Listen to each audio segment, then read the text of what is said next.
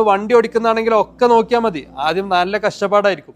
ഇപ്പൊ നമ്മൾ mobile phone നോക്കുന്നു, അതേപോലെ തന്നെ പുറത്ത് നോക്കി വണ്ടി ഓടിക്കുന്നു, ചിലപ്പം സംസാരിച്ചിട്ട് വണ്ടി ഓടിക്കുന്നു, ഇങ്ങനെയൊക്കെ ആവുന്നുണ്ട്. ഒന്നും ഈസി അല്ല. നമ്മൾ വിചാരിക്കും എല്ലാം ഈസി ആണെന്ന്. പക്ഷെ നമ്മളൊരു അറിയാത്തൊരു കാര്യം തുടങ്ങുന്ന സമയത്ത് നമുക്ക് നല്ല ബുദ്ധിമുട്ടുണ്ടാകും, നല്ല കഷ്ടപ്പാടുണ്ടാകും, പ്രതിസന്ധികൾ നേരിടേണ്ടി വരും.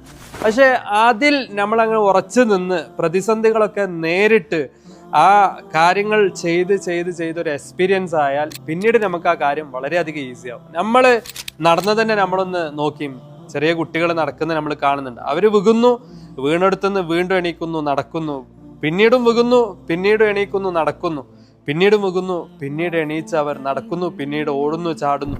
അങ്ങനെ ഓടിയവരും ചാടിയവരും ഒക്കെയാണ് നമ്മൾ. അതുകൊണ്ട് വീണാൽ നമ്മൾ ഒരിക്കലും അവിടെ വീണു പോകരുത്.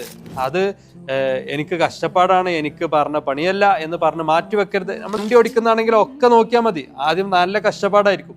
ഇപ്പൊ നമ്മൾ മൊബൈൽ ഫോൺ നോക്കുന്നു, അതേപോലെ തന്നെ പുറത്ത് നോക്കി വണ്ടി ഓടിക്കുന്നു, ചിലപ്പം സംസാരിച്ചിട്ട് വണ്ടി ഓടിക്കുന്നു, ഇങ്ങനെയൊക്കെ ആവുന്നുണ്ട്. അതുകൊണ്ട് തുടക്കം ഒരു ബുദ്ധിമുട്ടാണെന്നതിന്റെ പേരിൽ നമ്മൾ ഒരിക്കലും വിട്ടുകൊടുക്കരുത്. നമ്മൾ ചെയ്ത് എക്സ്പീരിയൻസ് ആക്കിയാൽ നമുക്ക് പിന്നീട് അത് ഈസി ആയിട്ട് മാറും.